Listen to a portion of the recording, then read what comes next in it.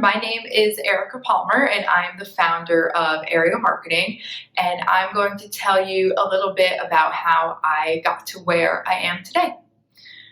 So the first question is, what kind of marketer are you and what type of training did that involve? So this is actually a really good question. I've never really thought about what kind of marketer I am, only because running a small marketing agency, you kind of end up putting on a lot of different hats and you're not really, siloed into one job title or position. But when it comes to marketing, there's a lot of different roles. There are large organizations that have 200 people in the marketing department, and then there are small organizations that have one. So to try to narrow it down, I would say that I'm a digital marketer and a digital marketing strategist. Basically, meaning most of the marketing that I do happens online, and helping organizations kind of increase their online footprint. So that's probably the closest I could give, but and then what type of training did that involve? So I did have kind of a formal marketing education. I went to college. I had my bachelor's in marketing and a minor in international studies. I've had internships and then, full-time jobs at your standard 9-to-5 marketing roles as well. But I would say that in terms of training, the majority of the stuff that I do today is actually stuff that I've learned along the way and self-taught. So, whether that was kind of learning the hard way, trial and error, taking free online courses, Googling stuff. Overall, I did have that formal training, but the majority of the stuff that I've learned myself online that anybody else can learn as well. I started working from home when I left my full-time job to start Aerial Marketing.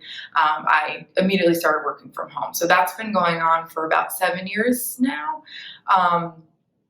And so a typical day, I wake up, I get ready. What time I wake up usually depends on what time my first call is and if I have to do some work before that call.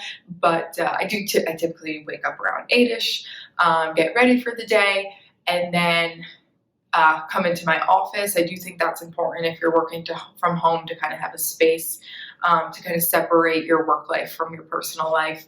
And then based on my schedule, I either have calls on and off all day, or there are certain days where I try to schedule no calls so I can actually get a ton of stuff done. So in those days, I'll just work on the open projects that I have. But since I work from home, it's pretty predictable. I'm usually in the office all day long. There are some clients who prefer to meet in person, at least at first, or kind of to wrap something up, or if we're introducing something and showing them new for the first time, something new. Some people do prefer to do that in person. So in that case, I'll travel to wherever, but I would say 95% of the time I'm working from home. I'm on the phone. Some people like video chat, so sometimes we're doing that. And if I'm not on the phone, then I am sitting at my desk working on whatever open projects that I have. I did not know it was always what I was meant to do. I have always really liked creating stuff. So even when I was little, putting on performances for my parents, I don't know how they sat through as many as they did, but, if I was going to my grandparents' house, I would always create menus for dinner, even when I was 6 or 7, or just designing the menu, not cooking. Or, writing stories and short stories and poems and stuff like that. So I was always kind of creating stuff, and I knew that I wanted to do stuff that was kind of project-based and fun and creative, but I didn't really know what that looked like. So I actually went into college undecided, and I had an inkling that I would try to transfer into the business school after my freshman year, which is what I ended up doing. And I ended up going in with transferring in with a marketing major from undeclared.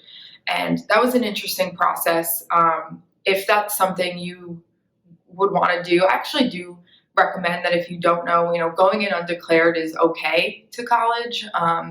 And just make sure you're speaking with your advisors and taking an array of classes. So when I went in undecided, I took all sorts of different classes, some in more of like the science field, marine biology. Figured that wasn't where I was going, but just in case, I did take a marketing one. I took a dance class. I took a business class. And that kind of allowed me to get credits that I needed anyway, but also explore some different options.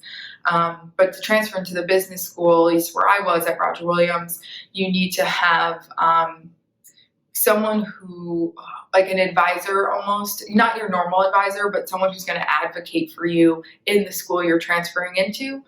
So if I wasn't working closely with my advisor on that, there were just things I never would have known. So I do recommend, staying in close contact with people at the school who could kind of lead you in a different direction if you're unsure of what direction you want to go down. So I took those classes freshman year, and I loved all the marketing ones, specifically the ones about advertising. And I just thought it was, they were fun and they were exciting. And I did take a basic marketing 101 type class. So I was pretty much sold after those, and transferred into the business school and stuck with marketing throughout. The one class that I loved the most, that I took as many as I could, was in the advertising realm. They kind of show you all of the iconic ads, from Coke and from Volkswagen, and all the campaigns that really changed people, and changed the industry, and that, people still talk about today. So, Nike and Just Do It, and the whole Got Milk campaign and stuff like that. Those ones I always thought were really interesting, because there's the psychological aspect, there's the project management aspect, there's the actual design of the ads, there's the budgets that go in behind them. So there's just a lot of really cool aspects to it that you never think about. And especially as a consumer, you are shown ads your entire life, but you never really think twice about them. So learning about the backstory was really interesting to me. And then I remember taking a couple courses that were more in the digital space. So I took a course that was specifically on Google AdWords, again, kind of in the advertising space, but learning more about the back end of the technology and the keywords, and kind of tapping into what people are thinking and trying to recreate that and use that to benefit any business. I love those, and I took one on graphic design and web design that I remember just loving. And then I also took a couple classes on personal finance, which I can't recommend enough. I mean, I think in high school I took one class on finance, and all I remember is they taught us how to write a check, which now I very rarely even do. So I loved all my finance classes, just learning how to create a budget and stick to it, create what you're expecting, what actually happened, and comparing the both and seeing how you can improve. I love the financial side of it too, and obviously personally it can't hurt. So those are the ones I remember being most impactful on keeping me down this career path. I've played sports my whole life. So in high school, I played basketball and lacrosse. And then in college, I played lacrosse as well. So that took up a lot of time outside of school. And in some cases even came before school. I remember, leaving classes for games and stuff like that. So, but I think a lot of the same disciplines you learn in sports or in school, whichever comes first for you, they really overlap. So the discipline, the respect, the time management, all of that. Even if it's intramurals or whatever, or a club sport, I recommend doing something active and fun, and it's also a great way to make friends. And then I also had a couple different jobs. So I had a work study, which was just kind of in the athletic department, so they always threw me into different stuff. I did photography for sports, for some of the games for a little while. I checked IDs for people going to play for free shoot for basketball. And that was always kind of fun, just showing up and not knowing what you're doing that day. I also had a great internship in Providence at a company called Samulia, and that was my first formal marketing experience in a job. They're a huge international company, so going back to the idea that some marketing departments are huge, that was kind of what my first experience was. And there's actually the marketing department is usually divided into two, if they have enough people, kind of two departments. So there's the marketing side of things, and then there's actually the communications side of things. And if it's a smaller company, they're intermingled in one and the same. But if they're larger, they have enough people. Communications are the people doing PR and press releases and creating the content, really. So that was my first experience seeing kind of that structure.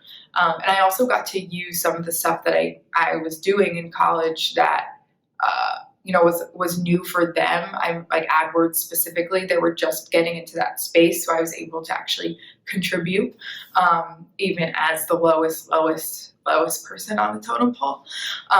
So I remember that was really cool.